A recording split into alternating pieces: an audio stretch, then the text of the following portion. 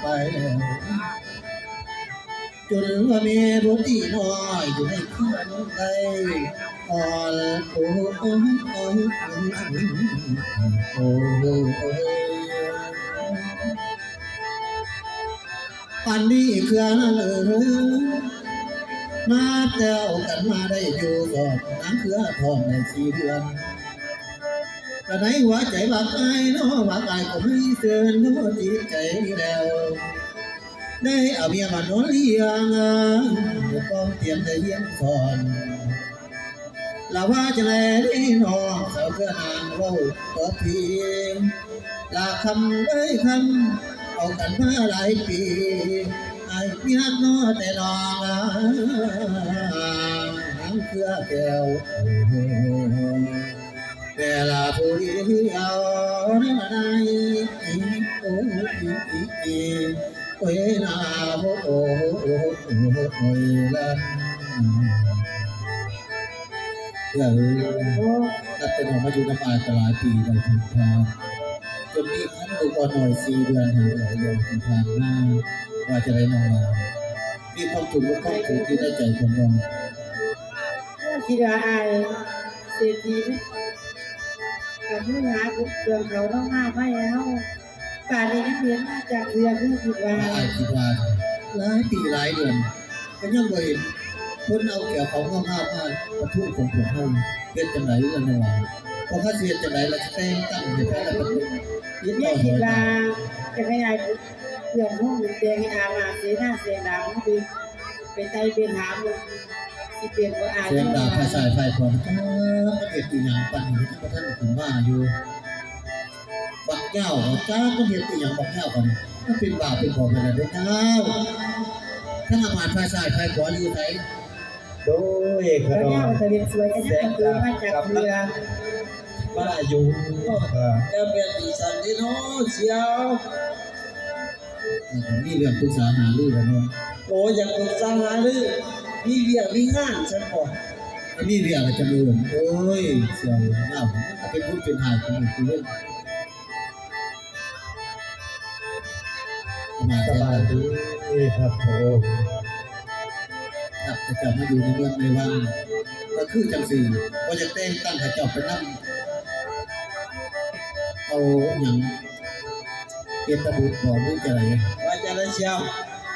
เอาปุ๊บฮะมาใกล้ๆมาให้เป็นพ้องกับเนี่ยกีฬาจะให้ชาวบ้านกับผู้ยากเป็นเป็นนี่ยังอยากแต่งโลกก็ที่ไปที่แต่งที่ไหนที่ไปจังไหนเนาะที่เอาไปเดียวหลายหลายปียังเห็นกันมาจากเรือผมไม่มาใส่มาจ่ายว่าจากเรือนั่นไม่ควรว่าจะได้ก็อามัดไม่พวกงานนั้นจะให้เสียดายมันยากเลยกับอามาตายจ่ายไปกว่าเพื่อกันไปนั่งเศรษฐีท่านสมุนนั่นเดี๋ยวเขาน้ำว่าอยู่น้ำเพื่อนเอาเป็นมีเป็นสีแล้วยังคนกลับก็ใส่จากป่วยไปไม่รู้จะไหนตัว2-3 เดือนแล้วทุกคนเนี่ยแต่ละเดือนตัวมากเดือนไม่เห็นน้องเลยแต่ว่าการได้ยินเพื่อนบ้านเพื่อนสิมาหา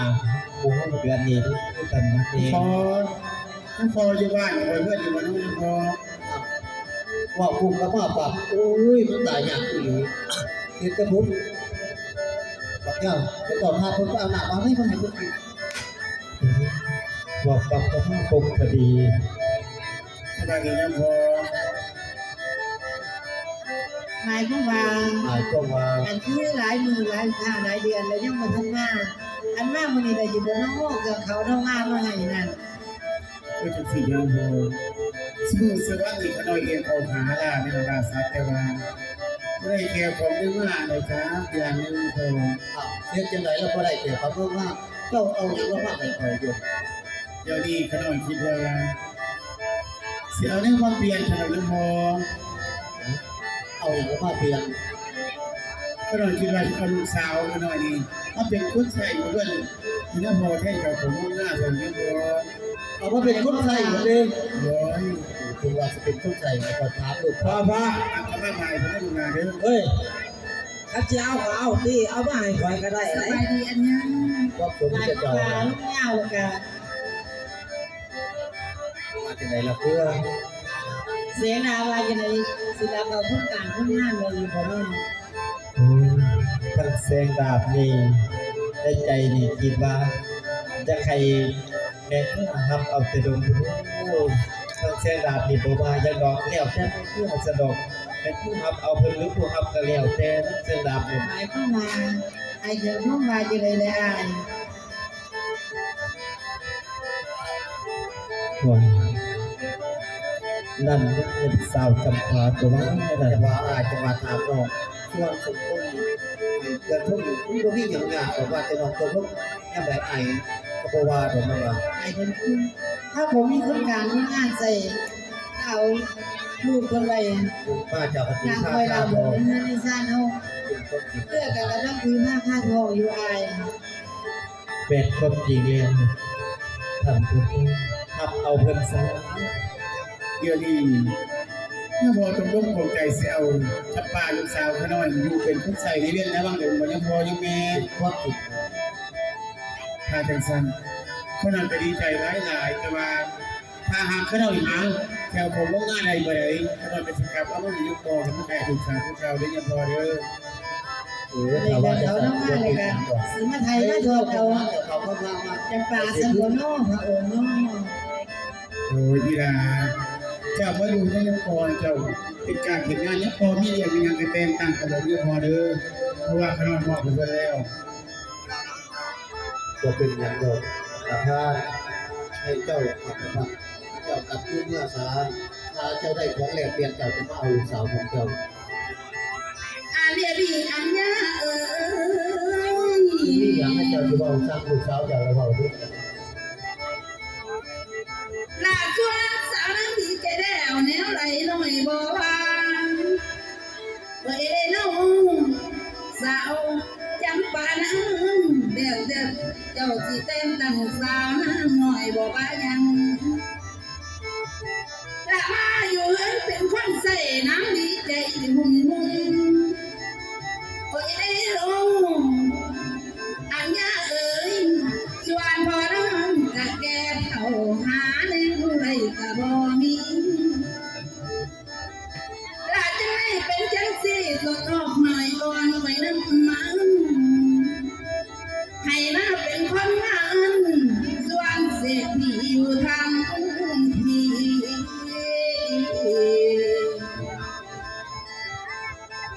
และนักหรือเอาให้เจ้าใส่จำปาน้ำหน่อยบ่ว่าโอ้ยลุงแล้วแต่อันยังสิจะหาเหตุแนวไหลกะไรสาวนั้นหน่อยหนึ่งบอกว่ายัง อันเรียนนั่นหรือบน ลา ต้น ชวนกันเด้อให้ตั้งตอนหน่อยอ่อนโนหักใส่โอ้ยลุงให้เหตุกันทำยังชวนจำปานางบอกถึงใจสิตายตามนู้ไหลเดียวลามีแล้วไหลใส่แฝงลามีแล้วไหลให้มาบอกสาวจำปาลอยบ่วางบ่มีแล้วขาดของใจเฮ็ดแนวไหลกะไรอยู่ในบ้านบอกกินคำดิ้งโอ้โอ้ยน้องลาเนอ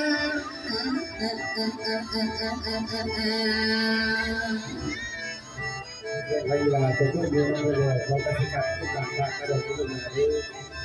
ตัดคิดตั้งใจดูคนจะดีเลยเลยจะไปอันดีเลย เลยพอกลับบ้านกับผู้ไปมอเบิ่งในมือตาก็บ่เห็นหุงเทียนขากับอ่อนเพลียแต่มันไปลงไปทาบ่มีใครเห็นในพอ อาจารย์บอกคนพวกนั้นในคือเ